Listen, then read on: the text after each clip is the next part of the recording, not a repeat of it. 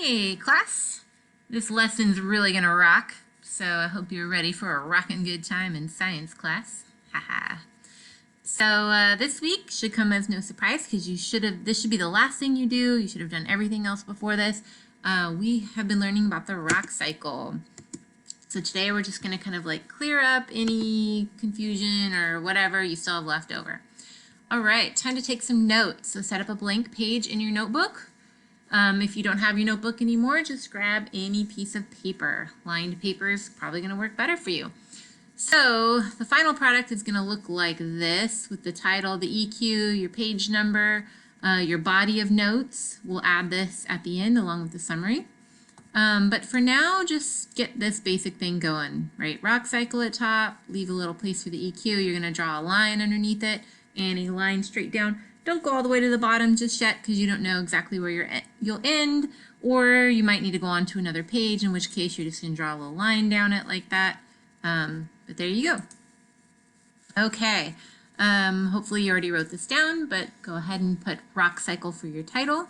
And our essential questions for the week are: what are the 3 types of rock? How are they formed? And what the heck is the rock cycle?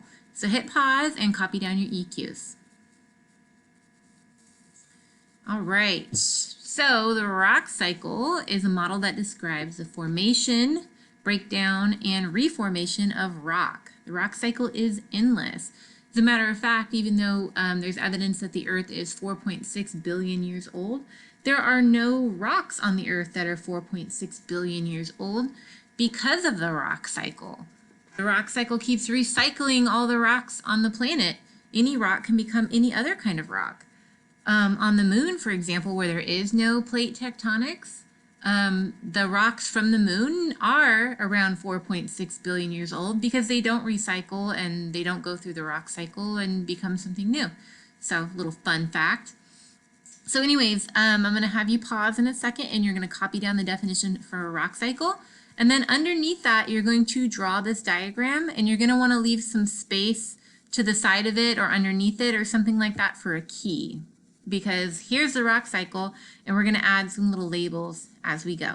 So again, write this underneath your EQ, leave a little space, write this and leave some little space like either to the side of this drawing or underneath it or something for a key, but leave yourself some key space. All right, pause, pause, pause, copy all the underlined stuff. Okay, first up, we're going to talk about sedimentary rock. It's formed from sediments, which makes it sedimentary. So sediments are just little broken pieces of other rocks. They accumulate, that means they build up, and they compact or smush down, and they cement or glue together. They're deposited oftentimes in thin layers, and they contain sand, sand, pebbles, and that's where we find fossils. So that's why sedimentary rocks are very interesting to biologists or geologists and things like that because they can find out about the history of life on Earth. Some examples of sedimentary rock are sandstone and limestone. Those are classic sedimentary rocks. So go ahead and pause, copy that down. So sedimentary rocks, what do they look like? A lot of times the cool thing about them and why I wish we were in class, you could actually feel the rocks. When you rub it in your hands, a lot of times little pieces of sand will pop off of it. So they feel sandy. You can see little grains of sand and pebble in there. Sometimes you can see little rocks or even huge boulder-sized particles. And then some of them even contain fossils, like this example on the right. Okay, so, how do we get sedimentary rocks? From weathering, so the weather, rain, ice, wind, acid rain can break it down. A little seed can fall in a crack of a rock and a plant can grow and can actually split the boulder. Like we see over here, we have this tree root splitting this boulder in half. All those things can break down the rock and it makes loose material like this called sediment. Next step is erosion. That's when sediment moves, and it can move by wind, water, like a big storm comes along, just plain old gravity pulling it down, ice, glaciers push it along, and then they're deposited. So when they stop moving, we call that deposition, where they're deposited and laid down. And a lot of times, as you can see, they're laid down in layers. Next up is compaction. So those layers of sediment are buried them. There's a lot of pressure pushing down on them from the overlaying layers, and then they can also be cemented. And that's where other materials come along in there, like some mud gets in between all these rocks and gravel, and it hardens and it gets pushed down and compacted over time, and they get cemented together, and then blam, we got ourselves some sedimentary rock. All right, so now go back to, you've already drawn this rock cycle thing. Off to the side, make a key if you've not already, like write the word key, sorry, and copy this down. Weathering and erosion is A, compaction and cementation is B. And then on your drawing, go ahead and put a B up here and then put A on those particular arrows. Because, you know, igneous rock can be weathered, so can metamorphic, so can sedimentary rock, and turn into sediment. And then once you have sediment, it can be compacted and cemented into sedimentary rock, like that. So the purpose of the key is so you don't have to write compaction and cementation 3 times, because, you know, weathering and erosion 3 times, because I know you don't want to do that. So, yeah, hit pause, write this, label your drawing. All right, next up is metamorphic rock. It's formed by heat and pressure while buried deep below the Earth's surface. This is like baked rock here.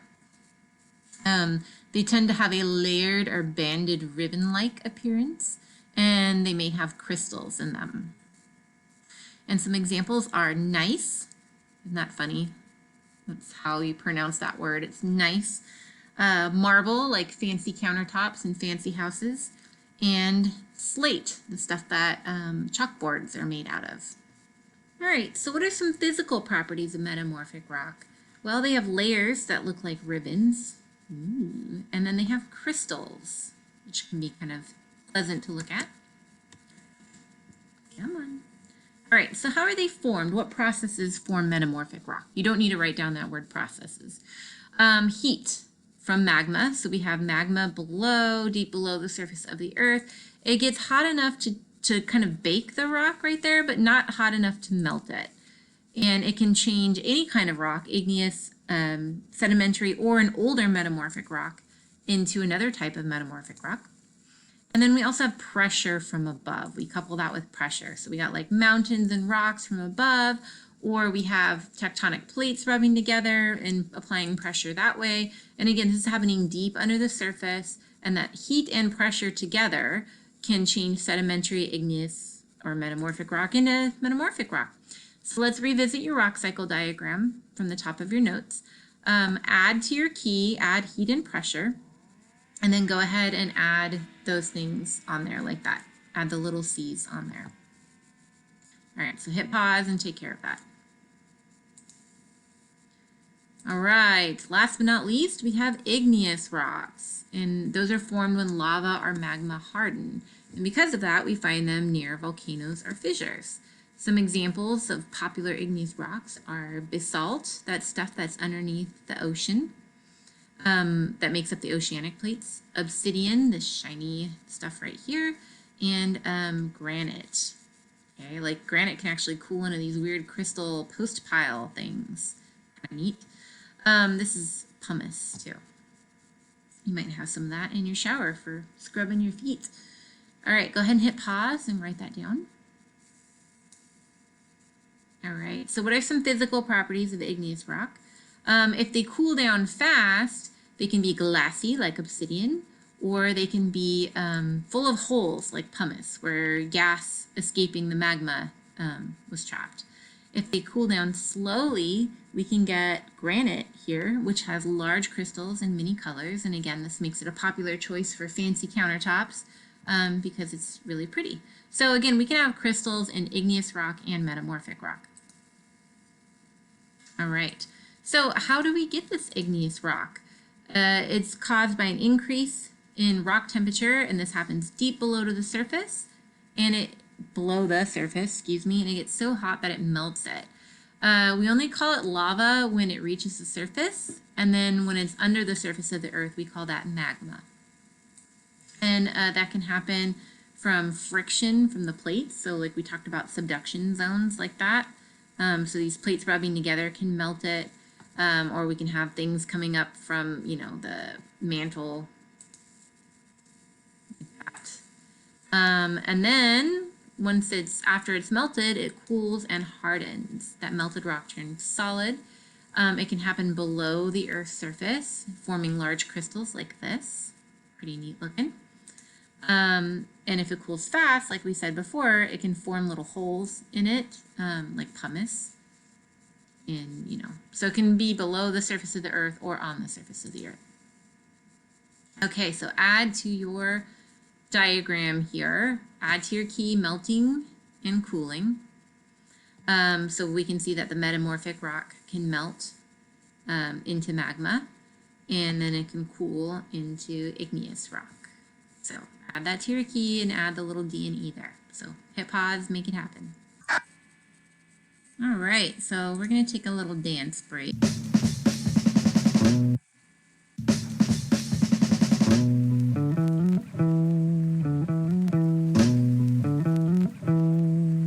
Okay, now let's start with minerals, solid, naturally occurring substances made from elements, singles or combos of many. Inorganic means they don't come from plants or animals. Always a fixed chemical structure, examples are quartz or gold.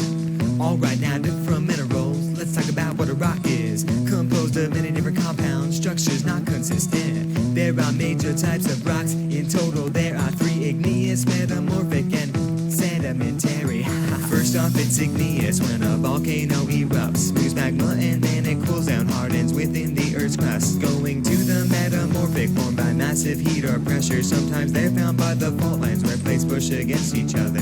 Sedimentary rocks from sediment combining, like a river picking up some deposit pieces, becomes a rock eventually. Igneous comes from a volcano, metamorphic formed by pressure or heat. Sedimentary small pieces from a river over millions of years. Igneous comes from a volcano, metamorphic formed by pressure or heat.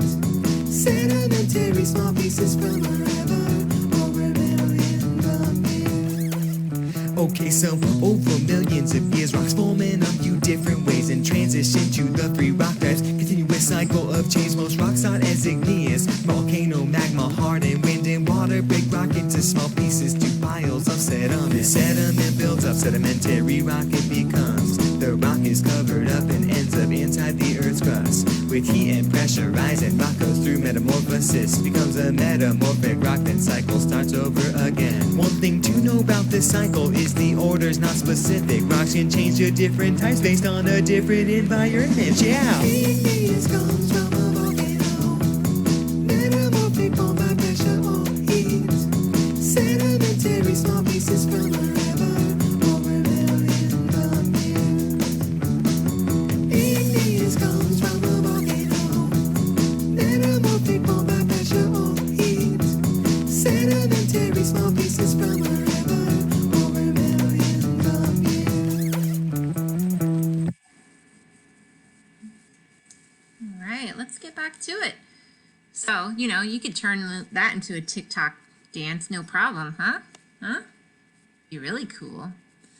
All right, so let's revisit those notes. So you have your title, your EQ, you have your rock cycle diagram up here, you have your information about your 3 types of rocks, and now you need to look over everything, underline, highlight anything that jumps out to you. Like it'd be really easy to, in the left-hand column here, kind of label things like rock cycle, sedimentary, metamorphic, igneous, like that, as it goes along with your notes. You can put any lingering questions that you have, or, you know, it's going to look different for everyone, but make sure you have at least 3 things happening in this side column there. So go ahead and pause, reread notes, fill in that side column. And last but not least, let's get that summary done. So at the bottom of your page, you can kind of like draw a line and tell me about the 3 types of rocks. So there's 3 of them. And then you're going to tell me about each one in whatever order you want. Like sedimentary is formed by, and go ahead and fill in the blanks there. Igneous is formed by, metamorphic is formed by, and then tell me what the rock cycle states. All right, that's it. I hope you enjoyed this rockin' lesson, and you can look forward to another awesome lecture from me next week. Bye.